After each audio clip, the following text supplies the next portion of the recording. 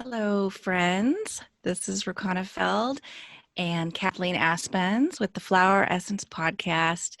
And today we want to dive into what the meaning of resilience is and how we can support that with flower essences. This time in history, I know, every podcast now starts out with those words, but we've been under some sort of lockdown since March of this year. We're recording mid-October, so it's been, 7 months of some sort of coronavirus lockdown and, not really any end in sight at this point. And in the western states of the US and probably other places, but we're in California and we've been dealing with wildfires since the beginning of August. We've had several major fires near both of our homes and continuing to have smoke blow over from the August complex fire, which is north of us, not anywhere threatening us, but it's now called a gigafire. It's the first one in history over 1 million acres. And, we're not even halfway through what we consider fire season in the state. We're in the middle today of a red flag warning, which means it's fire weather where something can easily spark. And we have trauma that's coming up from a couple years of some very serious close calls of wildfires. And so, I've been really thinking deeply about this concept of resilience and, what does that really mean and how do we cultivate it? Because at this point, we don't have any other options. We're gonna have to be resilient we in order to survive. So just some of the concepts around resilience, and it's sort of a buzzword, you hear it a lot. From a psychological standpoint, it's really an ability to accept harsh reality by having an objective view of the situation without becoming overly subjective in emotional reaction or denial, and then to somehow find some meaning in what's going on, and then being able to just continually improvise, think on the feet, reach out to resources and use resources, and seeing those possibilities. So how are you doing with this concept, Kathleen, of resilience, and how are you feeling about being resilient during these times? I think like you, this is a day-to-day process. And, some days feel like, oh, I can do this. And then other days, maybe not so much. So it's, it's really a dance that we're doing. I think, I don't think that anybody who is, coping with it by having some, realization that this is really a big deal and not trying to bypass. If you are willing to embrace embrace the suck, because there is a lot that's not great, but just being able to sort of stay with it and recognize that this is hard and recognize that everybody around you is having a hard time. And I like that quality of just sort of recognizing that it's difficult and connecting to others in the best ways that you can. I think that that's been a really a good mental health practice for me, as well as doing my absolute best to maintain the self-care practices that I do. What exercise I can do as long as the air is good enough for me to do it, and just trying to focus on the things that I can control or manage. And so that's, I think, resilience is such an interesting idea. And I think there's also an element to it that speaks to the sort of the baseline level of trauma an individual has experienced.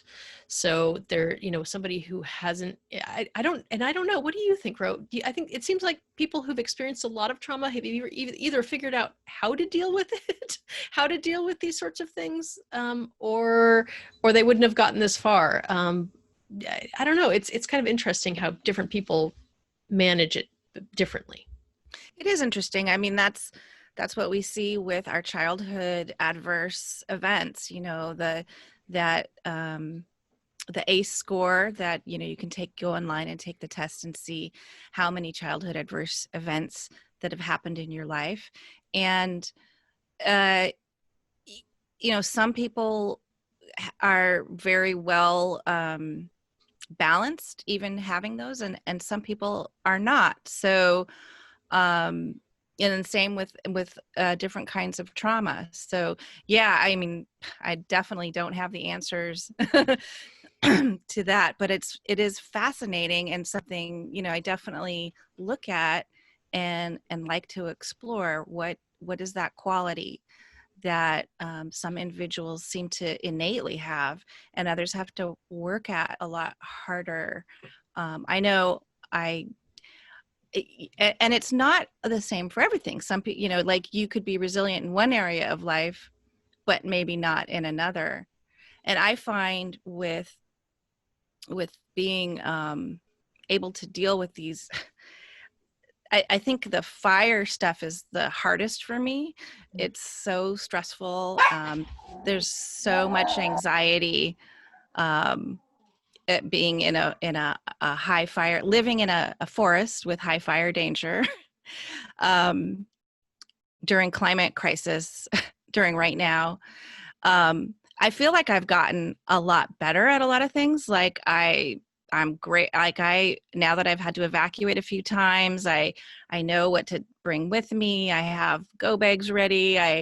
Um, I feel like in the moment of a crisis, I'm pretty good normally with looking outside the box for solutions and just making things work. But then it's that in between times, the waiting times, the aftermath times, that are really challenging for me. And I do wonder, okay, is it going to get easier? Am I going to get a little more desensitized? And maybe that's starting to happen. We're in this red flag warning again, and I'm not as I don't know. I don't even want to say anything for worrying of jinxing it. So anyway, I'll stop there. But I do, and then it's day by day, and then maybe in a night or two, I won't be able to sleep at all that night because of, the stress. So it cycles. And I think what you're saying about the self-care, and for me, really, it's like not even just one day at a time. It's just one thing at a time, one step at a time. Okay, what do I need to do next? Okay, let's do it. And then what do I need? It's just like that. Sometimes that's just the only way to get through the day. Yeah, it's, and what you're saying, that's something that I keep reminding myself, and I keep having these conversations with my clients, to recognize and appreciate what we're going through. It's not normal times. It's not, your capacity is not your normal capacity. There's in the before times, we had maybe so many hours of energy depending on our constitution and what was going on in our, in our health and what have you. And I'm really finding that my capacity is reduced pretty significantly, of the amount of focus or the amount of energy or the amount of whatever I have to spend each day.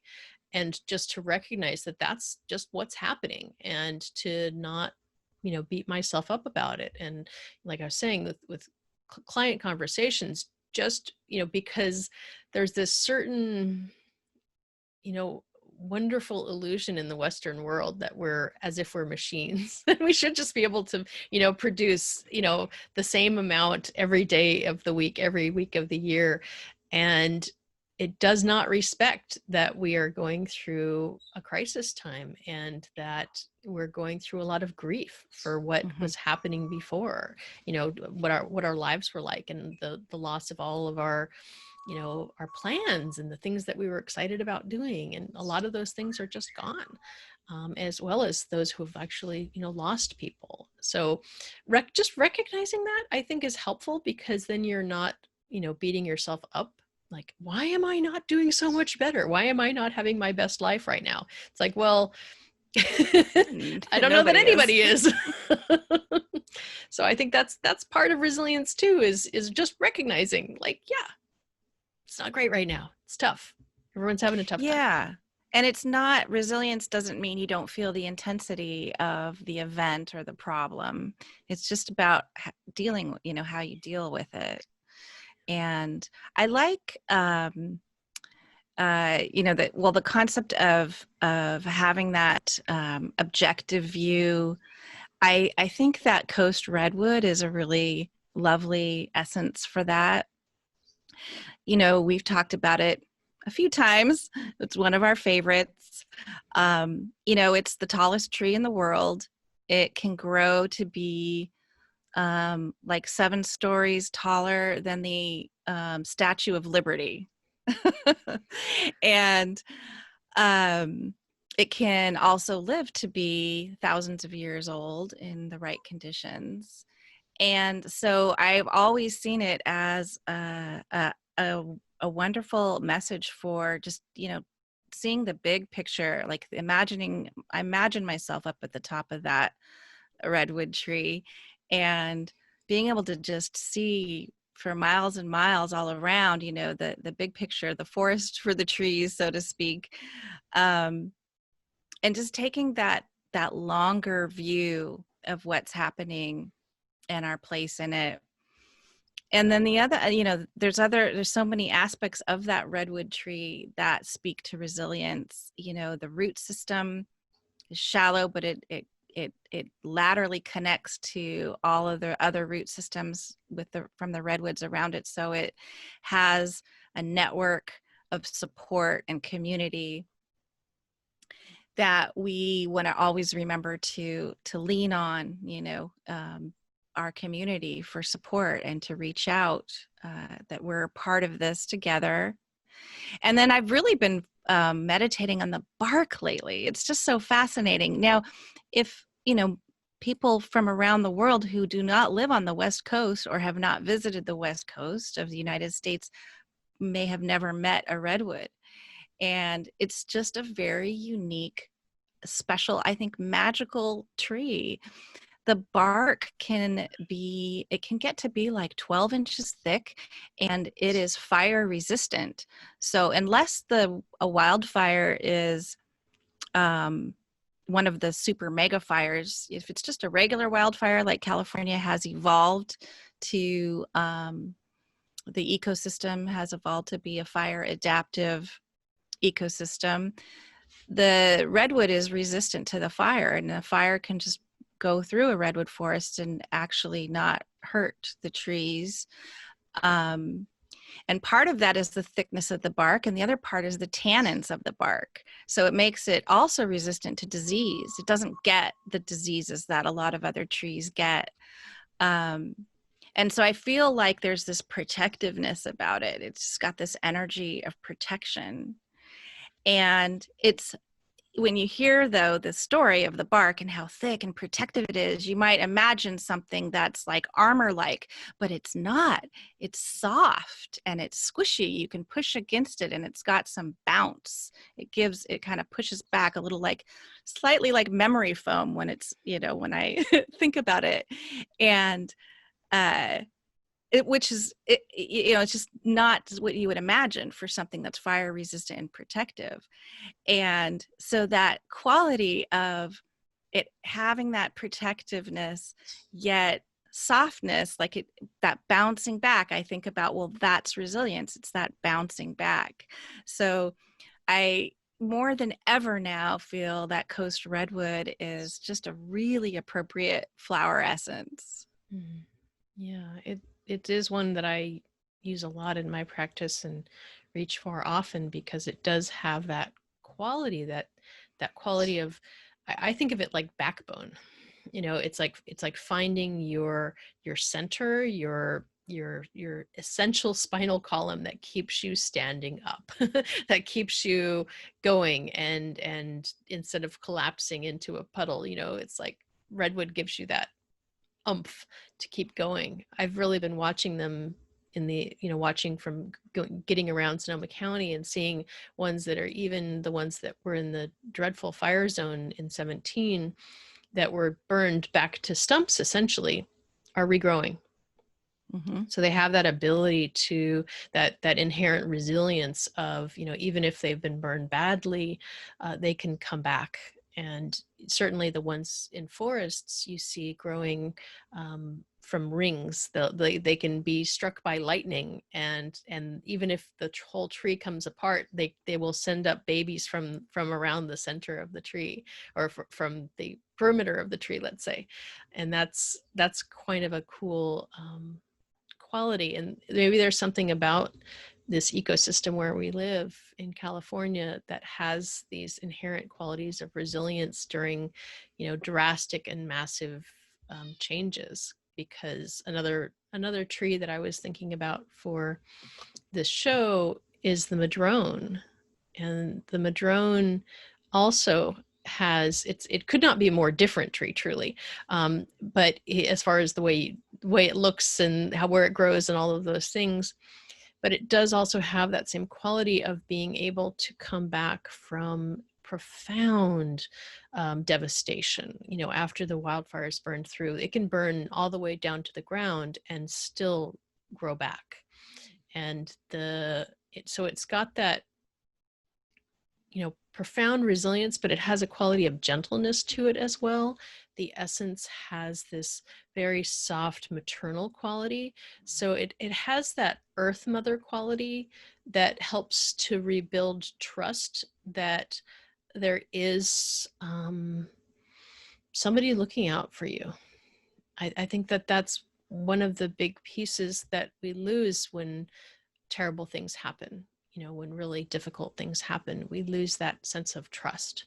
We lose that sense that, like, the world is not a safe place for me. And madrone can be one of the essences that can really help to rebuild that quality of trust in the, particularly through the feminine quality of earth and earth mother. Yeah, I have several madrones as well on the property where I live. They're all over, and they are another really fascinating looking tree. They have red. Um, their bark is also red, or their hardwood is red, and their bark peels off quite. You'll see lots of peeling limbs everywhere, and it does that to stay cool. It's not a sign of disease. It's just the way the tree is, and it's really unique. You don't really see it like other. I don't think there's other trees that do it like that are quite like that. And so that's interesting what you say. I hadn't thought about madrone for that resilience. I think of it as one where peeling back the layers, and finding your strength within. It's such a hard, it's a very thin bark with such a hard wood under, and it's very smooth and hard, that wood underneath. And so to me, I look at it as finding that strength within and being able to actually, to peel back some of those psychological layers and embrace the inner self.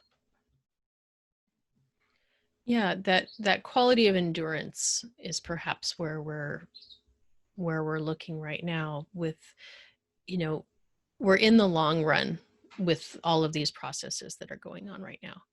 And if we can't sort of, take a breath and take a beat and recognize that this is not a sprint, this has never been a sprint. Now it's really not a sprint.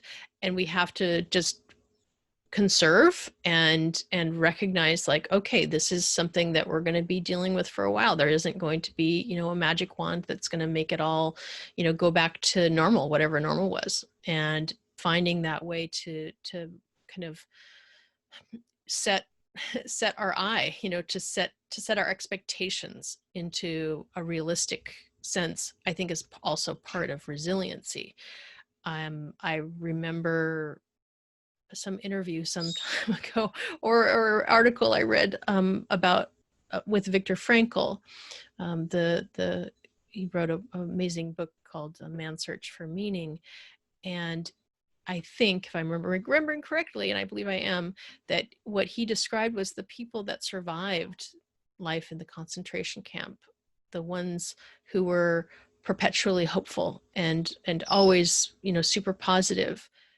They weren't the ones who survived, and the ones who were despondent and despairing also weren't surviving. The ones who actually just sort of took the day as it came, and didn't give up, but also didn't expect every day that it was magically going to be saved. Those were the ones who had the endurance to survive. And I always remember that. And it reminds me of my ancestors particularly. And I think you and I were having a little conversation about this the other day, just connecting to the strength of our ancestors in this time, because this is a time that will be remembered for a fairly long amount of time, as was the times that our ancestors endured as well. And I just keep checking in with my paternal grandmother, who survived extraordinarily difficult times. She was a widow with a young son, my father, and fled the Soviet invasion in Latvia and spent years in a relocation camp, and then got on a boat and came to the United States. Like, wow, to endure that and to have that strength, I feel like that speaks, I'm not doing anything like that now. I can do this. And I think that all of us have people like this in our bloodlines who know how to do really hard things. Absolutely. And I really resonate with that. And it's probably one of the reasons I got really into genealogy as a hobby in my life, that's been ongoing for a long time now. I think family stories are just so important. If you can find out who your ancestors are and talk to the living elders in your family that are still around that can tell you these kinds of stories, it's just meaningful on so many levels. And I think it's a really valuable way to feel like not only that you're not alone, and that your ancestors have gone through things way harder than you've gone through, but to know that they've passed those genes on to you. We would not be sitting here today if it was not for our ancestors. They lived and died so that we could live now, and we have all of that within us, all of that stamina and power that they had in order to survive. And for my own research, I have there's just persecuted groups all over. There's my Irish ancestors that were sent on convict ships to Australia, and were convicts and then indentured servants. And then an extraordinary situation happened where my fifth great grandfather gained his freedom, but he could never go back to Ireland on that condition. And so that's how, after a while, that family group immigrated to Puget Sound, Washington. And then on the other side, there's Germans, farmers that came in the 1830s to Illinois, and their struggles to farm, and the reason why they came over. And then I also have a Mayflower ancestor, and she was the 13-year-old girl, Mary Chilton, and many stories and paintings have been written about her. And if you can only imagine, they came because of religious persecution, and her parents died before they even stepped off the ship. They were docked in that harbor for months during the cold winter, and many of them died from disease. And so here's this 13-year-old girl on her own, basically in the new world. And, after that horrendous journey trying to survive, I can only imagine how tough that must have been. And then finally, and I don't even know all the stories, these are just a handful, but another, I have Chickasaw ancestry. And, that means that somebody walked the Trail of Tears and being completely brutally, ripped from their home and everything they knew. So knowing these stories really gives me a lot of strength. And I think that if you haven't looked into genealogy or talked to family members to find these stories, it's a really valuable thing to do and so important right now. I think it could be really, really helpful for what we're going through right now. It is a valuable use of your energy and time to get to know your ancestors. They can be, flesh and blood. We can recognize them. And one of the essences that I use a lot for ancestral work, whatever that might be, is a formula from Desert Alchemy called Ancestral Patterns. And most of the time when I'm using it in context with clients, I'm using it because somebody has, a dysfunctional pattern in their ancestry and they want to work with it and to work to heal it, which is, wonderful work to do. But it can also be used to access the resilience of your ancestors. It can be used to access the gifts of your ancestors. You may have an ancestor who is, great at building a business, or was great at, any of the other things that are in your line. And so you can connect to your ancestors through that particular essence, get the gifts of them, not just things we always look at as the burdens, perhaps. Yeah, absolutely. Well, another tree essence that I like is willow for this. The willow tree is pretty well known, and how flexible those branches are really speaks to its flexibility, its energy for flexibility.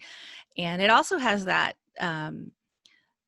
quality of regrowing. Just, it can be cut down to nothing and regrow.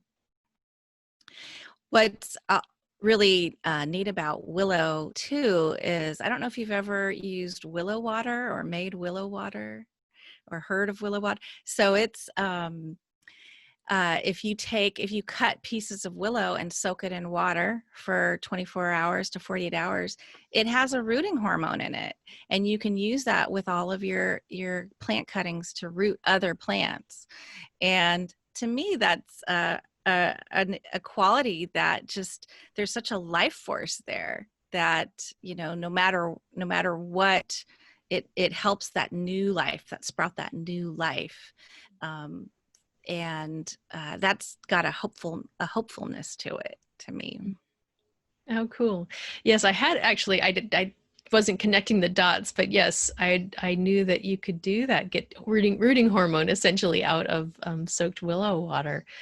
And the willow is one of Bach's essences, and it's so good for that inflexibility that we can build ourselves into. We can get mentally inflexible or physically inflexible, but it allows that movement. It allows that free movement of emotions. It allows this free movement of what can be kind of rigid ideas and beliefs. And I think in this moment, that quality of resiliency that you say, the willow can come back from being completely cut down. That's one of the pieces that we can emphasize in ourselves, that no matter what we've lost, no matter what we've had to release, we can always come back. We can always bring it back from the ground level, without needing that fierce, not that rigid structure, let's say. We can do that with a flexibility, with a creativity, perhaps. Yeah, exactly. That creative force. I like that. That's how I see it too. And it's also such a water energy, and this energy of compassion as well. So as you're going through that adversity, coming back from adversity, you can do that with self-compassion and self-reflection. Yeah. One of the other essences I use a lot for this topic of, resiliency and also connecting to ancestors, the Joshua tree, which is one of the essences from FES, their range of light essences. It also has that quality of helping you build out those positive qualities of your ancestors and connecting to the benefits of your ancestors, and not just some of the challenges that you may have absorbed from the patterning that comes along with your DNA. It's a really remarkable tree. It's a really it grows out in the desert, and it's a pretty harsh environment, and yet when it blooms, like a lot of these yucca type plants, it has a remarkable beautiful white flower that's just really striking and lovely. I haven't used that one. That's fascinating. But I know that tree gets a lot of, good press sometimes. It's just because of its uniqueness. I guess I don't know why U2 named their album after that, but maybe that's something to find out. Yeah. And I also haven't really worked with the ancestral patterns blend that you were talking about. Desert Alchemy has some really interesting essences and combinations, and because they're from the desert, I can see how they are also, in general, probably there's a lot that are good for resilience in that line. Yeah, I have been, it's a line I really love. And there are times where I use it more than other times, right? And I think you're right. In this moment, I have been reaching for their essences quite a lot, because there is that quality of endurance, of managing really harsh situations and taking advantage of what the good stuff is, right? Because desert plants, they endure, and then when it rains, they really go to town, taking up all that water and building those reserves for what they know will be hard times to come. So there's a certain quality there of helping us to manage and yet make as much beauty as we can with what we have available to us. Yeah. It's funny that you say that. I'll just say I was sitting near one of my redwoods the other day, tuning with it and just hearing what it had to say. And a squirrel jumped right in front of my face. I thought it was going to jump on me, and it jumped up the redwood and scrambled up. And it was the squirrel energy just came into my meditation, and I felt like that was part of the message, that they gather all their acorns and nuts and stash them around and save them for the hard times of winter. So I just was reminded of that when you said that quality of making the most of the good time or the abundance, and preparing for when you won't have it. And that's definitely a quality of resilience. Yeah, for sure. And another essence that I've been using a lot from the Desert Alchemy as well is the saguaro. And saguaro has that absolute quality of resilience. And one of the pieces that's coming up quite a bit is that concern over authority and structure, because there's not a lot of trust in authority at this moment. I'm not going to go too far down that road, but a lot of us are feeling a lot of concern over who's in charge and who is running the show. And saguaro can help us to find our inner sense of authority and to be able to check in with ourselves about what's right and what's not right, and to be able to stand up really clearly in our knowing of what is right and what is not right. And also to help us learn to trust in those we should trust in. Because if we have no trust, we can't have any sort of society. And we have to live together. We have to work together. We have to find some levels of trust. So the saguaro has been a really good ally essence for helping with all that series of issues, which is definitely up for a lot of people right now. Absolutely. Yeah, I can see that with the way the signature of that giant cactus, and there's definitely that masculine authoritarian energy. Yeah. One that I definitely would have to bring into the mix is dandelion, and just one that we use both a lot, and it's just such a plant of survival. It always comes back, no matter how many times people try to eradicate it. And it's got this energy of sun and growth, and a little bit of a warrior, but is how I see the ally of dandelion. And it's just so grounding. It's got a very deep tap root, and that is another part of it. And it has that sort of strength in adversity, sort of energetic. It's like, you can't stop me, ha ha ha.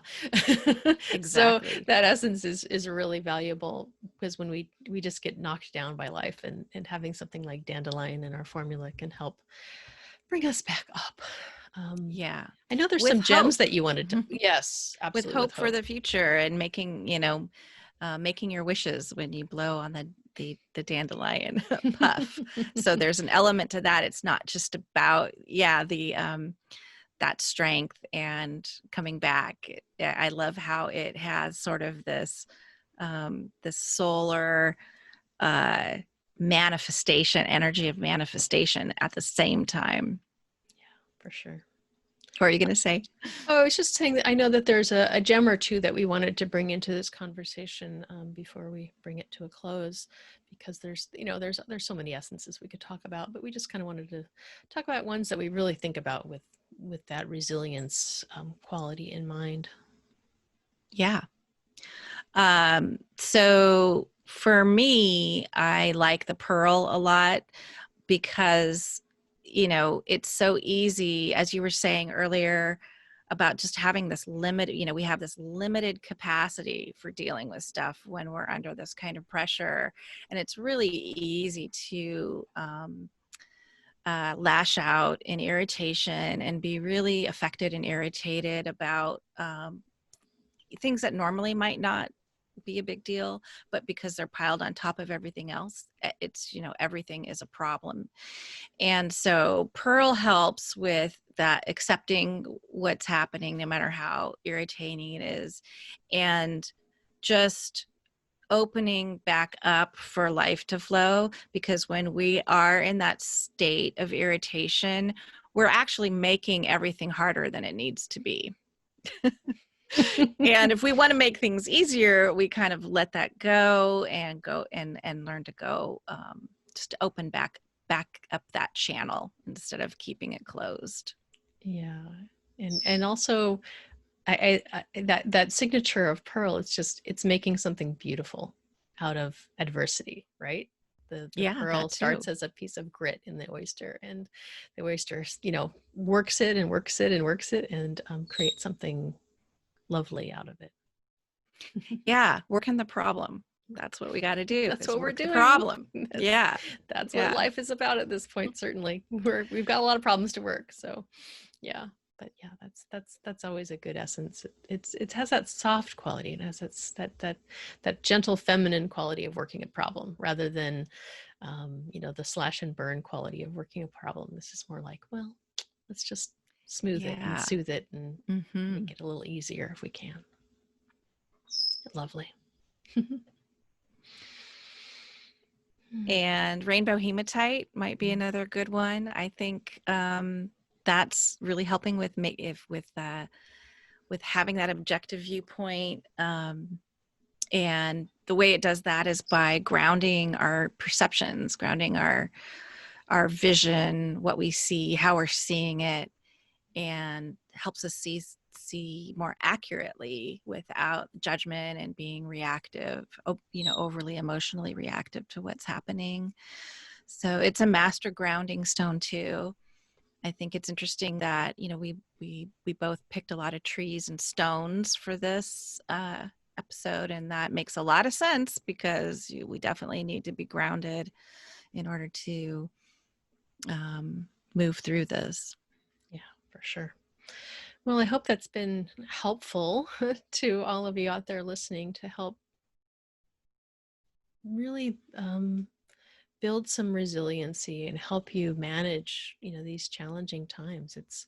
It's a thing.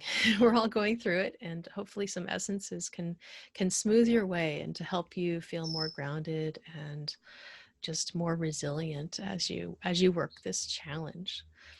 And Yeah, we're both no, both of us are working this challenge too. We've both been working hard on some independent projects and are really excited to be starting on some new areas of education and sharing. And Ro, do you want to share a little bit about what you're working on these days? Well, lately, I've been working on a course for highly sensitive people and empaths using flower essences and herbs to balance the nervous system. So that's been an ongoing project for a little bit, but I'm really excited to hopefully get something out to help my highly sensitive people at a broader scale than just working one-on-one with clients. How about you? I know that you're working on courses too.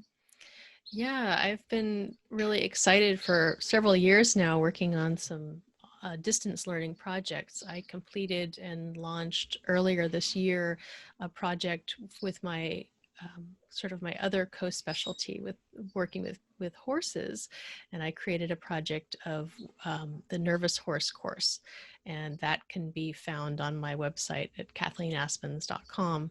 And it's really fun. I've been really loving working with these new students, of helping them learn these techniques that are flower essences, of course, but also acupressure and Tellington tea touch to help them with themselves and their horses to help calm and relax. So that's been a really fun project, and really embracing the moment because we're all spread out and all over the place. It's been really fun to see the advantages of online learning opportunities.